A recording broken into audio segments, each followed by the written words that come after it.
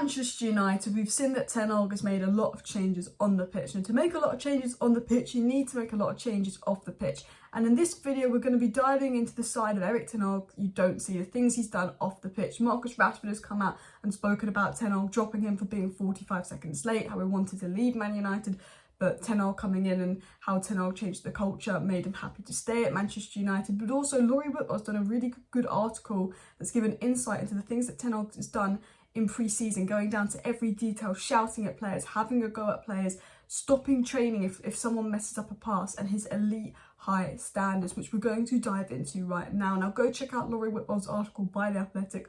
I'd highly recommend paying to read the whole article, but I want to talk about a few highlights he's mentioned from Ten Hag and how he's changed things. He said during one of Manchester United's training sessions game in San Diego, Anthony was on the wing and he had space to run into. Instead, he turned and passed backwards to Maguire. Ten Hag stopped things immediately and asked the players why they had funneled the ball deeper than go forward. He said, you know, that's a start. That's one of the things he said. Ten Hag is always about attacking, moving forward, playing the ball forward. Anthony passes the ball backwards. Why are you doing that? Stop doing that. And this is important because how many times in matches have we seen Man United get the ball in a good area and the player passes the ball backwards? The fact that Ten Hag is stopping Anthony in training, pointing it out to him there and then in the moment, the next time Anthony has the ball and has an opportunity to go forward, but he has an option to pass backwards, he's going to think about what Ten Hag did in training and go forward, become a better player.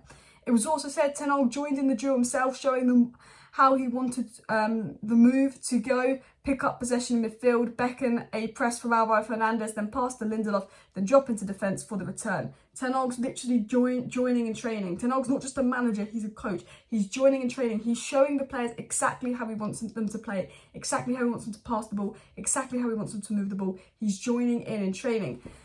It was said Ten Hag ushered Maguire forward so he would be available for the next pass. Maguire moved in position and passed first time to Jadon Sancho. The ball went beyond Anthony, who was a decoy. Anthony then spun in behind to get the final pass from Sancho and run clear. He's speaking about how Erik Ten Hag is just doing things in training to make sure they're playing the way he wants to play. Every little detail. No, don't do that. Stop play. You do it like this. Joining in, Ten Hag does. It was also said by Laurie Whitwell, during Manchester United's pre-season tour, Ten Hag would read 30-page long documents which detailed specific requirements of players at sponsorship events and come back with changes including matching certain members of the squad with the arranged activity.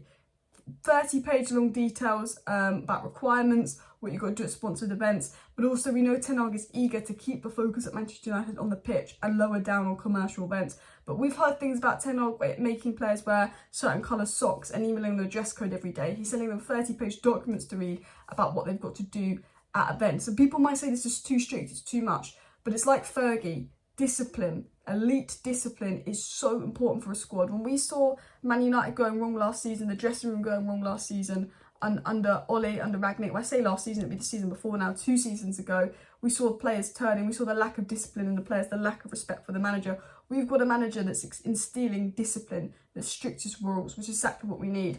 It was said Ten Hag now feels he knows the players' personalities and wanted the events to be suitable. Ten Hag also reduced the 3 commercial days to 2, insisting his players need some space to relax. While he understands the commercial benefit of the draw, he also benefit of the tour, he also drew the line. One club source said once he's made a decision, he's not changing his mind. Ten Hag is actually having a key say on actually commercial events that certain players go to because he knows the player's personality and he knows which players would be suited to certain commercial events rather than pushing a player out of their comfort zone. But he's cutting down on commercial days. He wants to do more training, but he's also like the players need a day off to relax. He knows that rest and relaxing and having a day off to just kind of chill is so important for players' mindset. And that probably, you know, people say, oh, will the players turn on Erik Ten Hag? He's so strict. But in fact, no, because Erik Ten Hag still shows a level of respect to the players. When we lost 4-0 to Brentford, he joined in the run with them because he said it's my fault as well as your fault. He does things like, you know, give them 1 day off. They don't need this commercial day. Let them have a day off. He knows what the players want, which is why they respect him. And we're going to go into what Marcus Rashford said on the overlap today on Erik Ten Hag. And he said on Ten Hag dropping him against Wolves due to being late. He said, I agreed with him 100%. I wasn't even much late. I was probably about 45 seconds late, but I already knew what was going to happen because of the rules. Rashford was Man United's best player at the time, most informed player at the time. He was only 45 seconds late and he got dropped from the match. Now, a lot like Man United of 2 years ago, there'll be leaks complaining the manager's silly, dropping them for being 45 seconds late. Rashford sat there and went, I respect Ten Hag for that. That's the rules. I didn't follow the rules. He was right to do that. And, you know, that shows how he's changed the mentality. His strict rules with his discipline is done because the players respect the manager. Ronaldo did that Piers Morgan stuff. The players respect the manager. All the dressing room issues you've had, the players respect the manager and the manager's decision. Because at the end of the day, Ten Hag is fair. He might be strict, but he is fair. He dropped Garnacho for being late. He has to drop Rashford for being late. He has to set an example. Everyone is treated the same. There's no favourites. There's no elites. He is fair. And that's what I love about Erik Ten Hag. It was also, Rashford also spoke about what changed when Erik Ten Hag came in. And Rashford said this. He said, when he came in, I didn't hear him speak about getting in the top 4 once. He just wanted trophies. And you know what? Erik Ten Hag is exactly what United need from a mental perspective. It wasn't just about playing better football and a better brand of football, but we needed someone coming in with Ten Hag's mindset. We're not a club that should be thinking 4th is a good season and celebrating getting 4th and 3rd under Ollie. We're a club where top 4 has to be certain. Ten Hag said you have to be top 4 every season and win a trophy. It's only a good season if it's top 4 and a trophy. We have to win trophies. It's not about top 4. It's not about playing in the Champions League, because what's the point of playing in the Champions League if you're not in it to win it? It's about winning trophies. And I think for far too long, the standards at United have been we celebrate finishing 4th on the final day of the season. But we used to celebrate Premier Leagues. Ronaldo said this in an interview 2 years ago when I was at Man United. It was 1st or 2nd. 3rd was a bad season. You know, if we didn't finish 1st or 2nd, we'd be fuming. If we didn't finish 1st, we'd be fuming. But it was 1st, 2nd or 3rd every season. There wasn't talk about us being a top 4 or not. If we didn't win the league, we were fuming. At Man United, as long as we finished 4th, we're happy. Standards have dropped. But what Ten Hag has done is he's raising those standards again, and he started all the way with pre-season. And Rashford was asked about Ten Hag's pre-season camps. Is it intense? And Rashford said this on Ten Hag's pre-season camps. He says, Erik is one of the toughest, I say, in terms of comparing him to previous managers in pre-season. I'd say running-wise, we do a lot, but also there's a lot of passing drills. It's a lot of mental concentration. When you're tired, it's difficult to concentrate. He speaks about Ten Hag's training. He speaks about Ten Hag's pre-season. He's saying, yeah, compared to other managers, this is difficult. There's a lot, you know, because, you know, it's not just running, it's not just passing. But as we saw and as we spoke about at the start of the video, what Laurie Whitwell said, Erik Ten Hag wants to get into every finer detail, pick out everything, stop play, gives them documents and detailed instructions of what he wants them to do. So if you're tired, you're not concentrating, you're not picking it up. And Ten Hag, you know, if he sees players slacking in training, he punishes them, he makes them do press-ups, and if they were consistently slacking in training, he drops them as well. Rashford was lastly asked on the overlap about having on Ten Hag and what he found, how does he feel about Ten Hag. We know that Rashford spoke about there was a point last year where he did want to leave United after having an awful season, and how Ten Hag was like massive and really helped him get back to his best. And Ten Hag also spoke, Rashford also spoke about Ten Hag and said, we have a winning manager and he wants us to be good as we can individually and collectively be. He wants us to win trophies.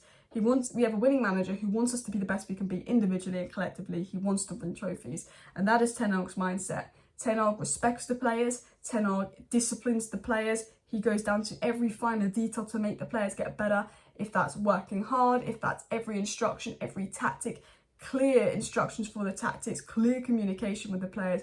He wants to win, and Ten Hag is a win at all costs kind of guy. Improve the players. I want everyone to get better. Works unbelievably hard. And this is the side of Ten Hag I feel like we don't sometimes see or doesn't get spoken about enough because it's positive.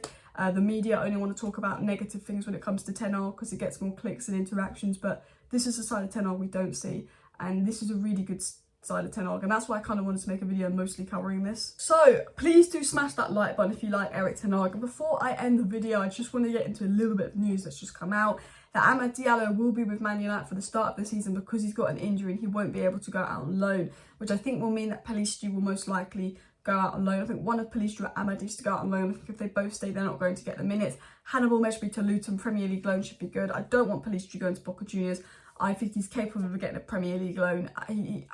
Like, why are no Premier League clubs in for Pelistri? It's a good young winger. If I owned a lower league Premier League club, I'd be going in for Pelistri right now. So hopefully players get loans. Obviously, Amad Diallo injured will be disappointing for him. Will miss the start of the season. Same with Kobbie Mainoo. The two of the most exciting young players are unfortunately going to miss the start of the season. But we know Erik Ten Hag likes the youth. We know Erik Ten Hag is also changing the youth academy. He's telling the youth academy they've got to mirror the way he plays in the first team so they can come right through. We know Erik Ten Hag is making a lot of changes. And yeah, thanks everyone for watching today's video. Please do smash that like button if you haven't already. Of course, subscribe down below if you're new. Hopefully Kobbie Mainoo and Amad's injury won't affect them too much this season and they will get the minutes they deserve. I think Kobbie Mainoo's got a very, very exciting future under Erik Ten Hag, and there will be a transfer news update video early in the morning. I'm trying to do early morning videos, maybe a midday live stream if there's lots of news, if not an afternoon live stream talking about transfer news. So thank you for watching, see you next time, bye.